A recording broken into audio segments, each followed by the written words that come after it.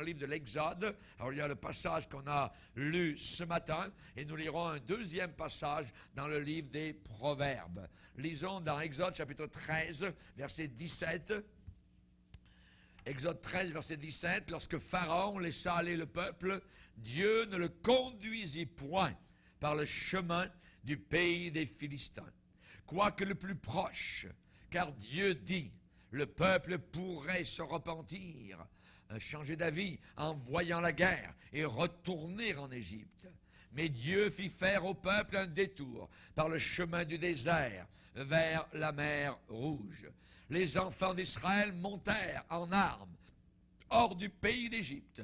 Moïse prit avec lui les os de Joseph, car Joseph avait fait jurer les fils d'Israël en disant, Dieu vous visitera, et vous ferez remonter avec vous mes os loin d'ici. Ils partirent de Sukkot, et ils campèrent à Étam, à l'extrémité du désert. L'Éternel allait devant eux le jour dans une colonne de nuée pour les guider, pour les diriger dans leur chemin. Et la nuit dans une colonne de feu pour les éclairer, afin qu'ils marchent jour et nuit. La colonne de nuée ne se retirait point de devant le peuple pendant le jour, ni la colonne de feu pendant la nuit. On va lire un autre passage dans Proverbes chapitre 3. Proverbes chapitre 3, versets 5 à 8. Proverbe 3, verset 5. Confie-toi en l'Éternel de tout ton cœur et ne t'appuie pas sur ta sagesse. Reconnais-le dans toutes tes voies et il aplanira tes sentiers. Ne sois point sage à tes propres yeux. Crains l'Éternel et détourne-toi du mal. Ce sera la santé pour tes muscles et un rafraîchissement pour tes os. Honore l'Éternel avec tes biens et avec les prémices de tout ton revenu. Alors tes greniers seront remplis d'abondance et tes cuves regorgeront de mou. Amen. Père, nous te remercions. Nous sommes devant toi, heureux dans la paix, dans le respect, dans la crainte, Seigneur. Et pourtant, il y a à l'intérieur de nos cœurs une joie profonde qui est là, comme une source qui jaillit constamment. Tu l'as dit à cette femme samaritaine, cette eau jaillirait jusque dans la vie éternelle. Seigneur, te bénissons pour le lien étroit, intime que nous avons avec le trône de gloire. Trône invisible pour l'instant à nos regards, mais cependant trône réel sur lequel tu es assis. Jean, notre frère, l'a vu au 1er siècle. Tu avais l'aspect d'une pierre de sardoine. Seigneur, tu étais merveilleusement glorifié. Et nous te voyons aujourd'hui glorifié, élevé, Seigneur. Tu as porté sur la terre une couronne d'épines. Aujourd'hui, tu portes une couronne de gloire. Tu es venu comme un agneau, Seigneur. Tu reviens comme un lion. Nous te remercions, Seigneur. Aide-nous à te craindre, aide-nous à regarder vers toi, à ne pas craindre les nouvelles de ce monde, Seigneur. Tu l'as dit dans le prophète Ésaïe, ne craignez pas ce que le monde craint. Seigneur, nous te bénissons. C'est toi à qui nous devons tout respect, tout honneur et toute gloire. Car c'est à toi qu'appartient le règne, la puissance et la gloire pour l'éternité. Amen. Et tout le peuple dit Amen. Gloire à Dieu. Vous pouvez vous asseoir, frères et sœurs. Le titre du message, la partie 2, quand c'est ténébreux. Quand c'est ténébreux. Et je vous l'ai dit ce matin, et nous continuons ce soir, Alléluia, le temps dans lequel nous sommes, nous vivons, va devenir, Alléluia, de plus en plus ténébreux, de plus en plus obscur. Jésus a dit, la nuit vient, ça veut dire plus de lumière. La nuit vient où personne ne peut travailler, n'a la possibilité de travailler pour le Seigneur. Que faire quand c'est ténébreux? Eh bien, nous avons vu ce matin, dans la première partie de ce grand message, confie-toi en l'Éternel de tout ton cœur. 2, ne t'appuie pas sur ta sagesse. 3, reconnais-le dans toutes tes voies. Sois attentif, regarde comment il te conduit, comment il te dirige, ce qui arrive dans ta propre vie. Et nous allons voir ce soir que si nous faisons cela, eh bien, il y a une conséquence saisissante à ces 3 choses. C'est quoi? Eh bien, c'est une conséquence saisissante, étonnante, électrifiante, je dirais émouvante. Le Seigneur a dit au verset 6 de Proverbe 3, « Et il aplanira tes sentiers. » Et il aplanira tes sentiers. Il dirigera tes pas. Il dirigera tes sentiers. C'est sublime. Il va le faire. Ce n'est pas si, ce n'est pas peut-être, ce n'est pas et, ce n'est pas mais. Voyez, non, il va le faire. Et il aplanira, il dirigera tes sentiers. Gloire au Seigneur. Confie-toi en l'Éternel de tout ton cœur. 2, ne t'appuie pas sur ta sagesse. 3, reconnais-le dans toutes tes voies. Si tu fais ces 3 choses, le résultat étonnant, il aplanira. Lui va le faire, pas toi. Lui va le faire. Il aplanira. Il va aplanir. Cela veut dire qu'il y aura une direction divine. Il y aura une dynamique divine. C'est fabuleux, c'est merveilleux. Dieu va agir dans notre vie. Nous voulons le reconnaître dans toutes nos voies. Nous voulons nous confier en lui. Dans le psaume, le début des psaumes, au psaume 2 spécialement, eh bien le psalmiste David va déclarer en disant à la fin, à toute fin du psaume 2, « Heureux tous ceux qui se confient en lui. » C'est simple, mais c'est puissant. Au psaume, un peu plus loin, le verset chapitre 4, psaume 4, il est dit au verset 6, « Offrez des sacrifices de justice. » Ça veut dire, faites ce qui est droit. Faites ce qui est correct aux yeux du Seigneur. Offrez des sacrifices de justice. Offrez votre corps, nous dit le Nouveau Testament dans Romains 12, voyez. Et confiez-vous en l'Éternel.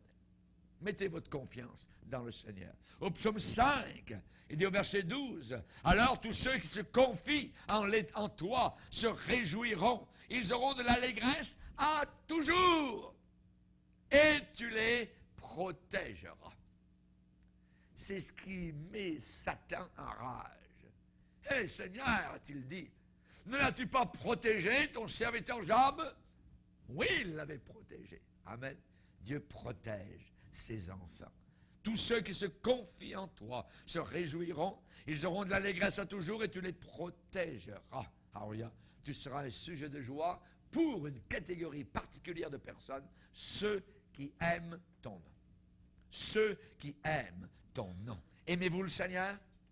Alléluia. Je l'aime et il semble que je l'aime plus aujourd'hui que je ne l'aimais hier. Et je sais que demain, je vais l'aimer plus que je ne l'aime aujourd'hui. Pourquoi? Parce qu'il y a une progression. On peut grandir dans la connaissance de Dieu, grandir dans l'amour du Seigneur. Je me rappellerai toujours, lorsque je suis arrivé au Canada en 1969, spécialement je me rappelle parce que durant l'été, je suis arrivé ici et je regardais souvent la Lune parce que je savais que les Américains avaient mis le pied là-haut. Donc en 1969, au mois d'août, je pense, quelque part par là, et je suis arrivé ici. Je me rappelle, pour la première bordée de neige, moi qui arrivais dans des îles comme Hawaï, le Pacifique Sud, eh bien, j'étais resté là-bas 3 ou 4 ans et arrivé ici pour la première bordée de neige. On est sorti de l'école biblique, on a commencé à jouer en avant sur la rue Henri Bourassa, tout ça, les autobus passaient, tout ça, mais nous, on jouait dans la neige. Il tombait beaucoup de neige. C'était, je pense, c'était le 21 ou le 22 novembre, pour la première bordée de neige qu'il y a eu. Et nous étions en train d'étudier le Pentateuque, spécialement dans nos cours, et on était rendu dans le livre, un peu plus loin, donc, dans le livre historique de la Bible, dans le livre de Samuel.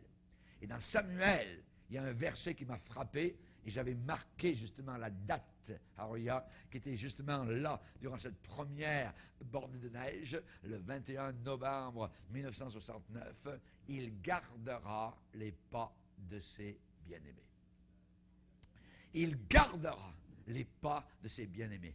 40 ans plus tard, je me retourne et je dis, merci Seigneur, tu as gardé mes pas, comme exactement tu me l'avais promis en ce 21 novembre de 1969 où nous jouions dans la neige à l'extérieur. Amen. Et ce verset me trottait dans la tête durant toute la journée. Il gardera les pas de ses bien-aimés. Et il l'a fait, alléluia, et il le fait encore. Dieu a dit dans le psaume 32, je t'instruirai, je te montrerai la voie que tu dois suivre. Je te conseillerai, j'aurai le regard sur toi. C'est bien différent quand vous sentez que quelqu'un vous regarde. Quand vous sentez que vous vous cachez, personne ne vous regarde. Non, il y a toujours un œil. Alors, il y a l'œil du Tout-Puissant qui est là pour nous regarder. Alors, il y a, dans le psaume 91, si vous avez un doigt dans votre Bible, au psaume 91, il y a des promesses merveilleuses. Au verset 10, il est dit « Aucun malheur ne t'arrivera, aucun fléau n'approchera de ta tente, car il ordonnera à ses anges de te garder dans toutes tes voies. Ils te porteront sur les mains, de peur que ton pied ne heurte contre une pierre. Tu marcheras sur le lion et la spique, ça veut dire la vipère. Tu fouleras le lionceau et le dragon. Puisqu'il m'aime, dit le Seigneur, je le délivrerai, je le protégerai, puisqu'il connaît mon nom. Amen, vous pouvez continuer. Alors, il y a ce merveilleux psaume à apprendre par cœur. Alors, il y a le psaume 91. Que Dieu soit glorifié. Lorsque vous réalisez cela, et il aplanira tes sentiers, et il aplanira, il dirigera tes pas. Amen. Lorsque vous réalisez cela, eh bien, si cela ne vous excite pas, si cela ne vous rend pas joyeux dans votre cœur, alors vous avez des inflammations sur votre âme. Alors vous avez des engelures sur votre âme. Alors vous avez des petits oignons qui sont là quelque part, parce que normalement, une telle promesse nous réjouit. Alléluia. Il aplanira tes sentiers. N'aie aucune crainte pour l'avenir. Amen. N'aie aucune crainte pour l'avenir. Écoutez bien, ça veut dire prêtez attention. Il va y avoir une direction divine dans ta vie. Dieu va déclarer, on va le lire dans Ésaïe 48. Ésaïe 48, Dieu pousse une exclamation. Dieu pousse une exclamation merveilleuse. Dans Ésaïe 48, il déclare, et il dit au verset 17, « Ainsi parle l'Éternel, ton Rédempteur. » Ça veut dire ton Sauveur, celui qui te rachète, celui qui paye le prix de ton âme, le Saint d'Israël. « Moi, l'Éternel, ton Dieu, je t'instruis pour ton bien, pour ton profit. Je te conduis dans la voie que tu dois suivre. Oh, oh, si tu étais attentif à mes commandements, ton bien-être serait comme un fleuve. Ton bonheur serait comme les flots de la mer. Amen. Et ainsi de suite. Donc on voit, Dieu demande l'attention. Si tu étais attentif à mes commandements, être attentif, Dieu, je dirais, va lever son doigt et il va vous dire, voilà le chemin, marche-y. Ésaïe a dit, tu entendras derrière toi une voix qui dira, voilà le chemin, marche-y dans ce chemin-là. Amen. Comment va-t-il nous parler? Comment va-t-il nous diriger? Alléluia. Eh bien, j'aimerais dire qu'il est capable de nous diriger. Lui qui est capable de diriger les bolides célestes, les planètes. Qui a dit à la Terre que le 21 décembre, maintenant, c'était terminé d'aller dans ce sens-là, que maintenant on allait dans l'autre sens, que les jours allaient rallonger? Qui fait ça? C'est le roi des rois. C'est le Seigneur des seigneurs. C'est lui qui conduit les planètes. Amen. Il est capable de conduire aussi ta vie. Il est capable de conduire ta propre vie. Il sait diriger les bolides célestes. Comment va-t-il nous parler? Comment va-t-il nous diriger? 4 moyens. 1, sa parole. N'ayez pas cette parole loin de vous. Parce que là, c'est un compas de direction. Amen. C'est un sextant, alléluia, pour vous diriger dans les nuits noires, les mers noires de ce monde. Alléluia. C'est là, je dirais, c'est un moyen merveilleux pour vraiment nous diriger. La parole. Psaume 119, ta parole est une lampe, un spot lumineux à mes pieds. Le titre du message, quand c'est ténébreux, la parole sera encore là. Et si nous nous éloignons, elle va nous ramener sur les bonnes rails. Elle va nous diriger dans le droit chemin. Ta parole est une lampe à mes pieds, une lumière sur mon sentier. sur ma voie dans la direction. Une grande partie de la volonté de Dieu nous a été déjà révélée, incluant, je dirais, les choix moraux que nous devons faire. Voyez, les choix moraux, nous les connaissons comment? Par ce livre. C'est Dieu qui nous parle. C'est là où nous avons une direction au travers de la parole de Dieu. Un jour, un homme est venu voir son pasteur pour se confier, et dans le bureau, il lui a dit, « Pasteur, eh bien, vous savez que je suis marié à une telle, et que maintenant, j'arrive à ce point-là où je ressens vraiment que c'est la volonté de Dieu pour moi de divorcer et de marier cette autre femme. Voudriez-vous prier pour moi à ce sujet? » Bien évidemment, vous voyez, le pasteur n'a pas prié avec lui à ce sujet. Pourquoi? Parce qu'il n'y a pas besoin de prier. Il n'y a pas besoin de prier pour ça. Dieu ne va pas changer sa parole pour cet homme ou quiconque d'autre qui cherche seulement une porte de sortie. Dieu ne changera jamais sa parole. La Bible est très claire. Dans l'Exode chapitre 20, les commandements, tu ne commettras pas d'adultère, c'est le 7e commandement. Et le 10e commandement nous dit, tu ne convoiteras pas la femme de ton prochain. Dieu ne changera pas. Ça ne sert à rien de prier. Dieu nous a déjà donné sa direction. Il existe des gens qui sont à peu près comme cet homme qui s'est levé dans une réunion d'affaires de son église, réunion d'affaires annuelle dans l'église, et avant de commencer la réunion, cet homme qui était un diacre a lu les Écritures, et ensuite, sans vraiment y réfléchir, par distraction, il a laissé échapper cette parole. S'il n'y a pas d'ajout ou de correction aux Écritures qui ont été lues, cela restera approuvé tel que lu. Lui, il était en train de penser aux minutes, peut-être, de l'Assemblée ou quoi que ce soit. Il a dit, s'il n'y a pas d'ajout ou de correction aux Écritures qui ont été lues, cela restera approuvé tel que lu. Oui, les Écritures resteront toujours approuvées telles que lues. Amen. Alléluia, gloire au Seigneur. Mes amis, les Écritures vont tenir debout. Elles resteront toujours debout. Elles restent toujours approuvées. Si vous voulez suivre la volonté de Dieu, vous devez connaître ses enseignements. Vous devez connaître ses enseignements. Amen.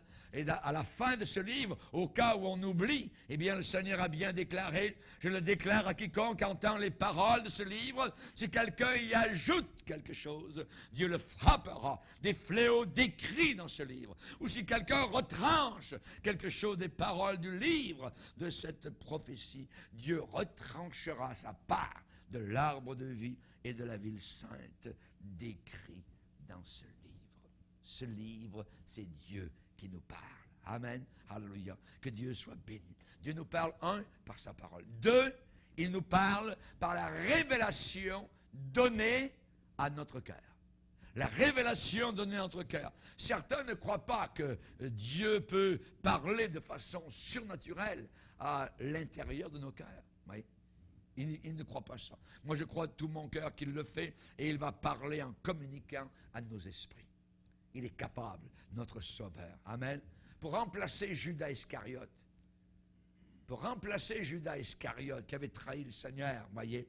Après que Judas Iscariote se soit suicidé, voyez, et qu'il soit tombé par transgression, les apôtres voulaient savoir qui allait prendre la place de Judas Iscariote. Et ils ont fait cette prière vers le Seigneur. Ils ont dit, toi, Seigneur, qui connais les cœurs de tous. Toi, Seigneur, qui connais les cœurs de tous, désigne, montre lequel de ces deux hommes tu as choisi. Et c'est Matthias qui a été choisi pour remplacer Judas Iscariote. Toi, Seigneur, qui connais les cœurs de tous. Dieu parle à nos cœurs. Dieu parle à nos cœurs. Quand nous prions, Dieu est capable de nous donner la direction à prendre. Évidemment, Dieu ne révélera jamais quoi que ce soit qui n'est pas en accord avec sa parole. Jamais le Seigneur va passer par-dessus sa parole. Jamais le Seigneur va nous dire, maintenant, mes chers amis, vous n'avez plus besoin de la Bible. Le Saint-Esprit va vous conduire sans ma parole. Jamais. Jamais. Parce que le Saint-Esprit, alléluia, qui est l'auteur de ce livre, alléluia, ne peut jamais nous dire quelque chose qui est contre ce livre-là. Amen. Gloire au Seigneur. Dieu parle souvent dans la tranquillité du cœur. Dans la tranquillité du cœur, voyez. Il ne parle pas généralement au travers du brouhaha, de la vie, de la musique, de la télévision ouverte. Non, non, non, voyez. C'est l'un ou l'autre qui parle, ou c'est le monde qui parle, ou bien c'est Dieu qui parle. Et pour cela, il faut fermer toutes les autres sources de bruit ou de voix que nous pourrions entendre. Amen. Il parle souvent dans la tranquillité du cœur. Il faut comprendre que la prière est à deux sens. Amen. Est à deux sens. Vous ne priez pas à Dieu. Vous priez, vous direz, vous parlez avec Dieu. C'est une conversation. Avez-vous déjà eu une conversation avec une seule personne qui parle sans arrêt? Tout ce que vous faites, c'est vous écoutez, vous ne parlez pas, vous ne dites rien, voyez. Et on appelle ça quoi? Une conversation? Non, on appelle ça un monologue. Un monologue, voyez.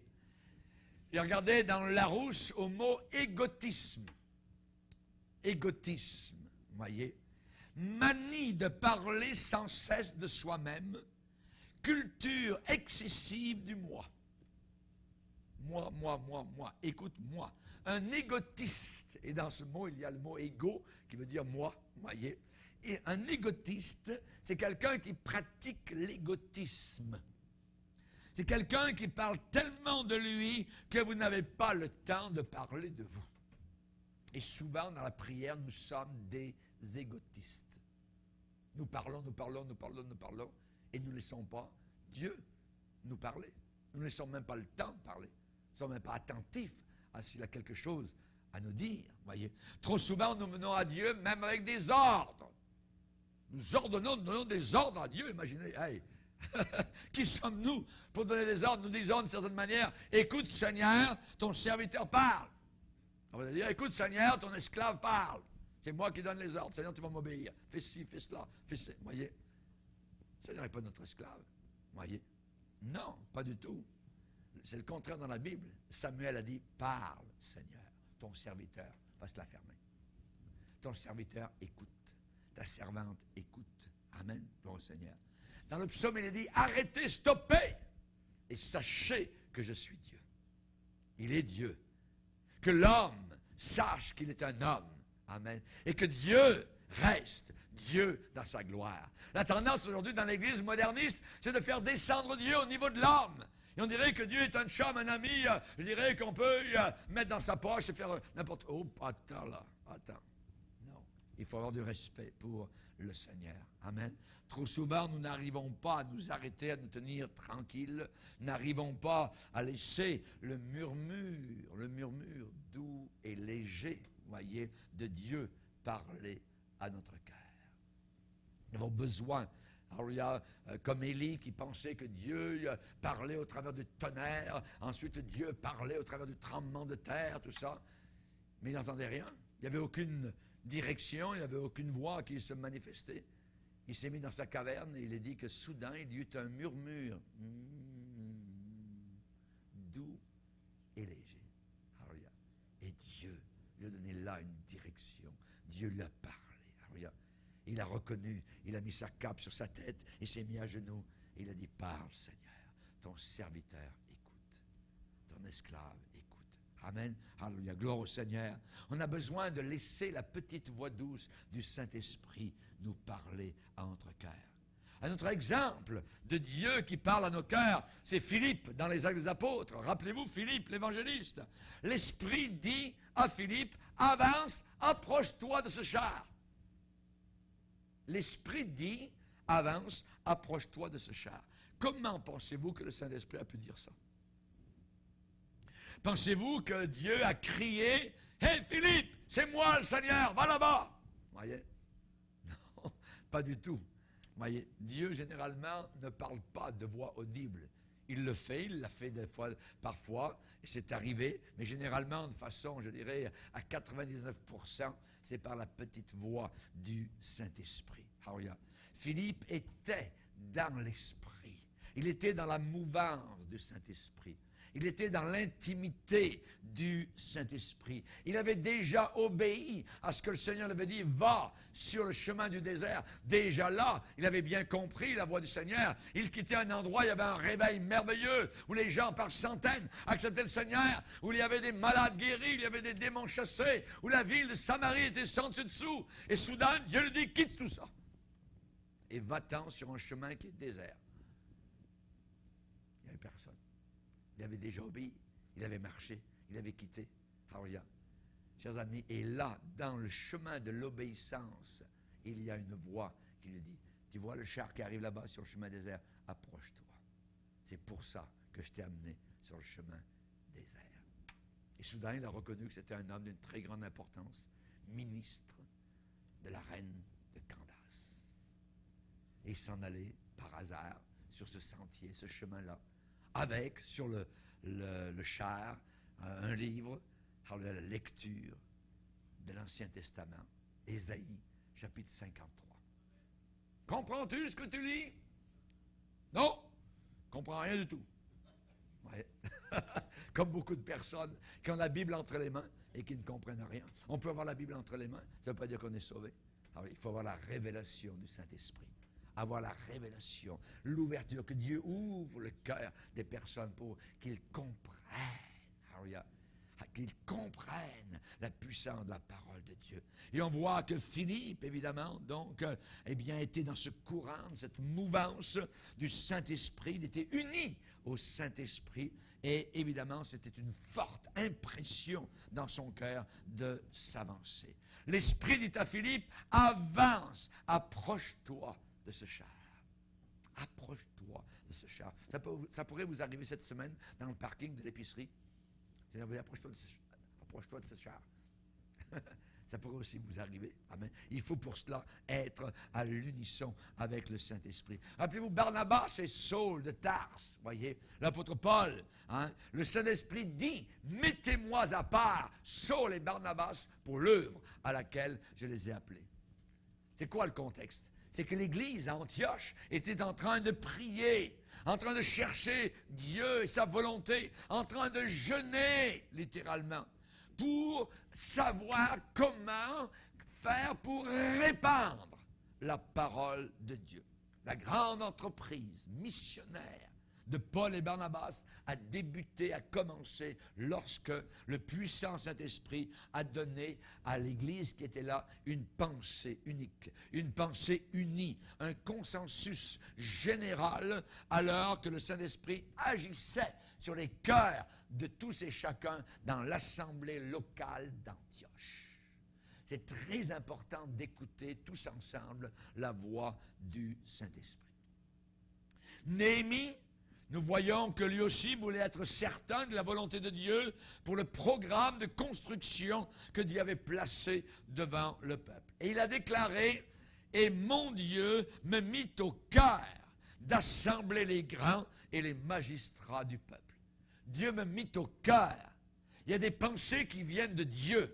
La Bible dit que Dieu crée en nous, comme il a créé le monde. Il crée en nous le vouloir et le faire. Vouloir, c'est très bien, mais il faut qu'il y ait l'action derrière. Et c'est Dieu qui crée cela, qui est capable de le faire dans notre cœur. Néhémie a dit, mon Dieu me mit au cœur de rassembler les grands, les magistrats du peuple. Dans le chapitre 2 et verset 12, il va dire, je me levais pendant la nuit pour accomplir ce que mon Dieu m'avait mis au cœur de faire pour Jérusalem. Il n'avait parlé à personne. Voyez, il avait vu les murailles. Il a regardé la nuit avec un petit âne, à la lueur blafarde de la lune au-dessus de Jérusalem. Il a regardé avec son âne, il a monté sur un paquet de détritus. Il a fait tout le tour de la ville. Il a vu l'état abominable des murailles. Les portes avaient été détruites. Ça veut dire que lorsque les portes sont détruites, les ennemis peuvent rentrer à l'intérieur de la ville, sortir comme ils le veulent. Et nos portes, les portes de la nation québécoise, les portes du Canada, les portes de l'Amérique sont toutes brûlées actuellement. Quand nous sommes rendus au point de marier deux hommes, quand nous sommes rendus au point de marier deux femmes ensemble, les portes de notre pays sont brûlées. Les portes de notre vie spirituelle peuvent être brûlées aussi, personnellement, individuellement. Alors il faut rebâtir. Et Néhémie a dit, je me levais pendant la nuit. Il a accompli ce que Dieu, il avait dit à personne ce que Dieu avait mis sur son cœur. Dieu a un plan et a planté ce plan dans le cœur de Néhémie. Gloire au Seigneur. Et dans un temps record, en 52 jours, malgré les obstacles, malgré les Sambalas, les Tobija, malgré les Arabes, malgré les ennemis qui sont moqués, ils ont reconstruit la muraille. Ils se levaient au lever du soleil et se couchaient lorsque les étoiles paraissaient dans le ciel. Tous ensemble, ils ont bâti, ils ont rebâti les murailles de Jérusalem. Un record. Aujourd'hui, ce serait dans le livre des records Guinness. Alléluia. En 52 jours, avec Dieu, on est capable de battre des records. Et Élie a couru devant le char d'Akab, environ 30 kilomètres à pied. Et qui est arrivé le premier? Celui qui courait avec les chevaux? Non! Un courait encore plus vite que les chevaux, que l'artillerie d'Akab, que toute la machinerie humaine. C'était celui qui était rempli du Saint-Esprit. Élie, il est dit couru devant le char d'Akab et il arriva le premier dans la ville de Jezreel. Un record. Avec Dieu, nous battrons des records. Alléluia. Gloire au Seigneur. Restons fidèles, restons remplis de son Saint-Esprit merveilleux. Alléluia. Comment Dieu nous parle par sa parole, il nous parle par la révélation qui est donnée à notre cœur, il nous parle au travers de sa sagesse. De sa sagesse. Si quelqu'un manque de sagesse, qu'il la demande à Dieu. Seigneur, j'en manque souvent, j'en ai besoin de ta sagesse. Salomon l'a demandé, Seigneur, s'il te plaît, j'ai besoin de ta sagesse, savoir comment me tenir devant ce peuple, comment agir, comment me conduire. Donne-moi ta sagesse. Est-ce que Dieu la lui accordée? Oui. Si quelqu'un manque de sagesse, qu'il la demande à Dieu, qu'il donne sans reproche, mais qu'il la demande avec foi, sans douter. La sagesse, eh bien, je dirais, elle est à nous, elle est nôtre, si nous voulons la demander.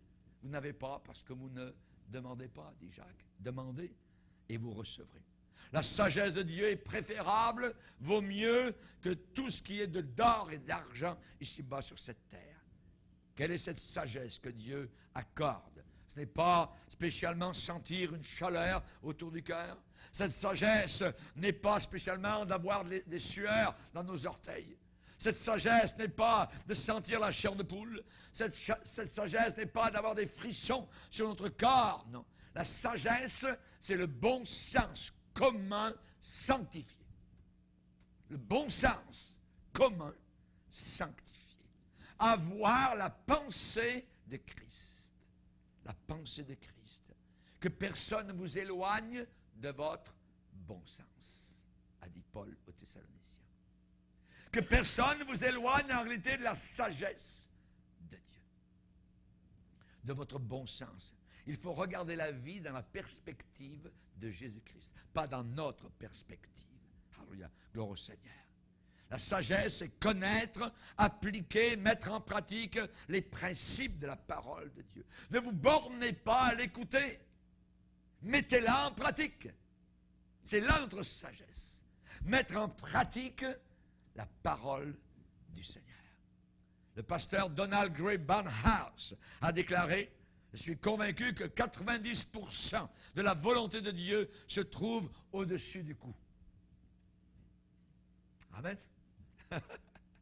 Au-dessus du cou. Ça veut dire dans notre tête, entre nos deux oreilles. Il faut demander à Dieu cette sorte de sagesse. Salomon l'a fait et il l'a eu. Nous pouvons comprendre la volonté de Dieu pour nos vies. On peut la comprendre. Pourquoi?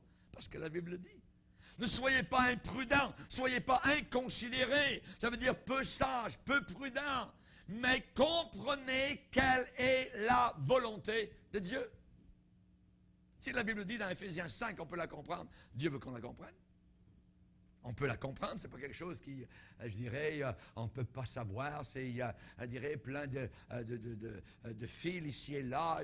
On comprend rien. Non, non, non, on peut la comprendre. Comprenez quelle est la volonté du Seigneur. Quand Paul s'est adressé aux frères et sœurs de Corinthe, il leur a dit: je parle comme à des hommes intelligents, à des hommes sages. Des hommes sages. Alors, il n'y a pas l'intelligence de ce monde, l'intelligence qui vient de Dieu. Jugez vous-même de ce que je dis.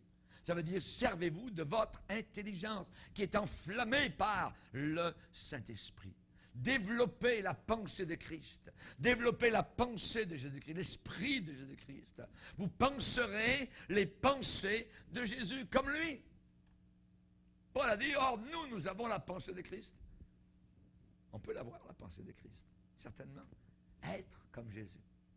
On le chante, être comme Jésus. Parmi toutes les choses que ce jour va apporter, un appel va arriver jusqu'à toi. Tu ne l'entendras pas du tout. Possiblement. Parce que cet appel sera si doux et d'un ton si bas.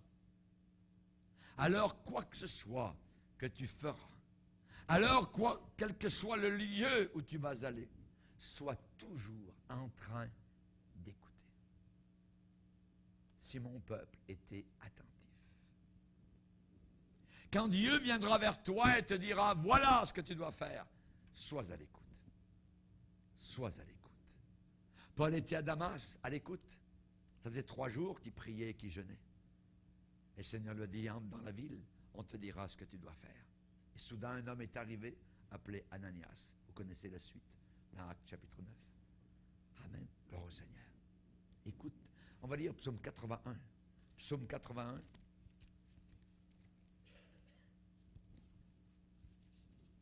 Psaume 81, verset 9. Vous noterez toutes les fois où le verbe écoute est mentionné.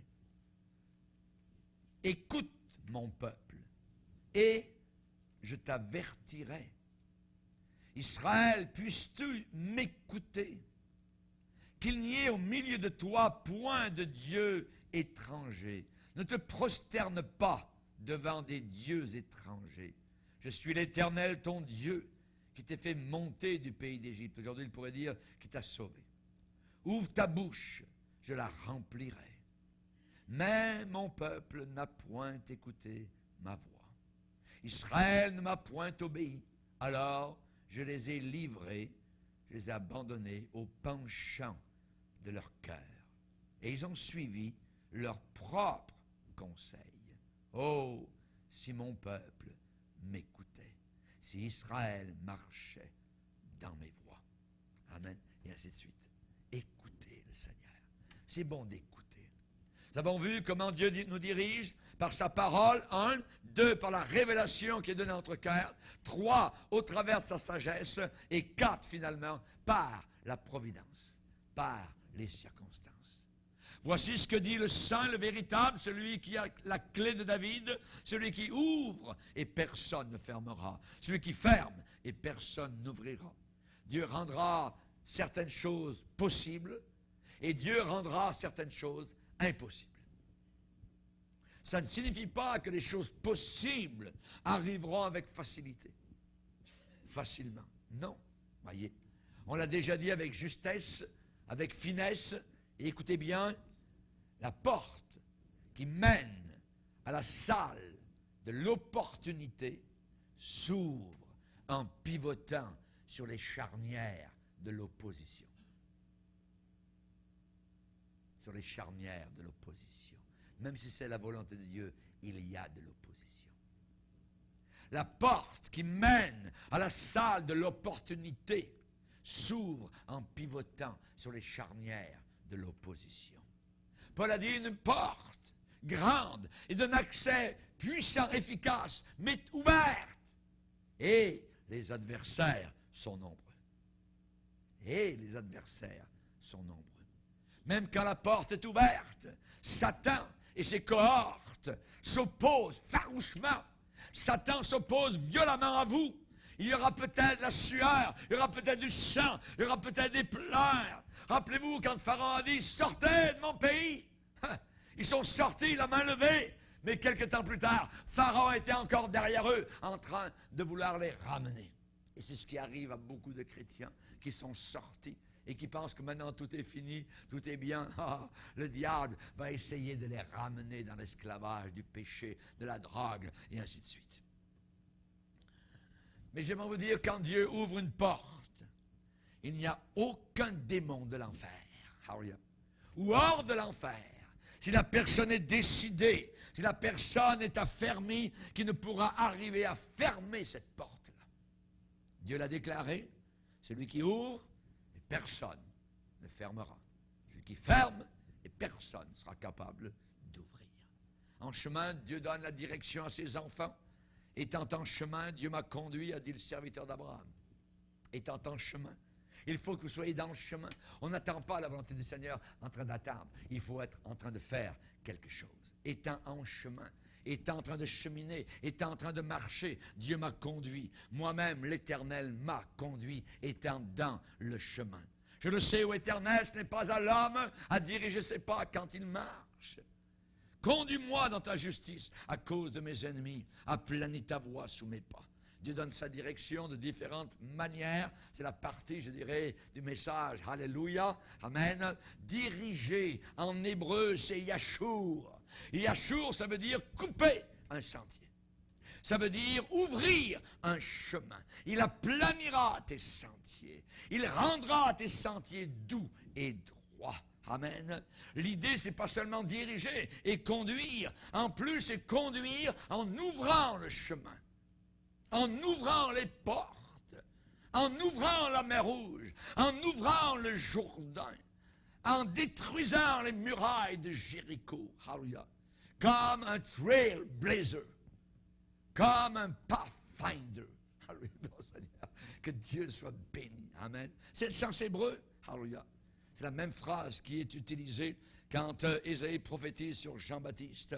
Hallelujah, il aplanira tes sentiers, les coteaux deviendront des plaines, les défilés étroits deviendront de beaux vallons par la puissance de Dieu. Les montagnes d'impossibilité seront abaissées et les vallées ténébreuses seront exaucées, remplies, élevées. Merci Seigneur. S'il faut traverser le brûlant désert, hallelujah, qu'est-ce qui arrive? Ah bien, s'il faut traverser le brûlant désert, Dieu n'est pas très loin. Dieu, c'est le chemin d'avance. Je suis plein de confiance et chaque jour de son secours, j'ai la parfaite assurance. S'il faut traverser le brûlant désert, je suis plein de confiance. Amen. Le Seigneur va ouvrir un chemin devant toi. Il va ouvrir un chemin au travers du désert. Aucun homme, aucun démon, aucune force, aucune puissance ne peut tenir devant le peuple de Dieu quand ce dernier marche dans la puissance du Saint-Esprit. Amen. Hallelujah. Gloire au Seigneur. Si vous ne croyez pas cela, vous êtes mieux de fermer la Bible. Hallelujah. Pourquoi? Parce que c'est pas la peine de la lire, parce que cette Bible nous promet la victoire. Celui qui est en nous est plus grand que celui qui est dans le monde. Qui pourra nous séparer de l'amour de Dieu? Hallelujah. Nous sommes ces chevaux de bataille, ces chevaux de guerre décrits dans Job 39. Hallelujah. Il ne craint pas, il s'en va devant les lances. Il entend le son de la bataille, il n'a aucune crainte. Il est fait pour la bataille. Et l'Église de Christ est faite pour la bataille, pour la lutte. On est en train d'enseigner cette génération de chrétiens qu'il faut juste avoir un tapis rouge, rien faire, aucun combat. S'il n'y a aucun combat, c'est possible que nous ne soyons même pas sauvés. Nous sommes dus pour la bataille. Alléluia. Personne ne peut tenir contre le Saint-Esprit, alors que le Saint-Esprit donne la force à son peuple. Amen. Reconnais-le dans toutes tes voies. Confie-toi en l'Éternel de tout ton cœur. Je bénis le Seigneur de ce que Dieu ne nous a pas donné une carte routière. Pourquoi? Je remercie Dieu de ce qu'il ne spécifie pas entre oreilles. Eh bien maintenant, Raymond, eh bien voilà, pendant les 5 prochaines années, tu vas faire ceci et cela, et puis ensuite, durant les 10 autres prochaines années, cette autre chose, et ensuite pendant 15 ans, après, blablabla. Ça serait ennuyant, on saurait tout d'avance. Ça serait très ennuyant, voyez. Et en plus, ça nous amène une très grande tristesse si nous connaissions longtemps à l'avance les souffrances qui nous attendraient un peu plus loin sur le chemin. Non, un jour à la fois. À chaque jour suffit sa peine. Que Dieu soit béni. Baissons nos têtes et prions le Seigneur. Seigneur, il y a une vraie romance à te servir. Tout ce que nous avons besoin, c'est te connaître, te suivre. Continue à laisser des impressions sur nos cœurs. C'est toi, Seigneur, qui crée en nous le vouloir et le faire. Nous ne voulons pas nous soucier particulièrement du lendemain. Nous voulons être cette Église vertueuse, décrite dans Proverbe 31. Elle se rit de l'avenir. Nous avons confiance dans notre mari. Merci, Seigneur. Alléluia. Nous te bénissons, Seigneur. Alléluia. Nous te remercions parce que nous ne sommes jamais passés par ce chemin qui est devant nous. Et nous savons que ton arche, alléluia, nous montre le chemin. Ta présence nous donne la direction. Je n'ai que Jésus pour nous diriger. Je n'ai que Jésus pour nous garder. Merci, Seigneur. Nous voulons être fidèles dans les petites choses et ainsi nous serons fidèles dans les plus grandes. Gloire à toi. Tu as dit, Seigneur, dans un psaume, invoque-moi, je te montrerai des choses grandes que tu ne connais pas, que tu ne sais pas. Aide-nous à t'invoquer, à marcher à petits pas devant toi, dans l'humilité, dans la grâce et dans la joie. Merci, Seigneur. Merci pour tant de grâce et d'amour que nous avons tous. Au nom de Jésus, Amen. Et tout le peuple dit Amen. Gloire à Dieu. On va se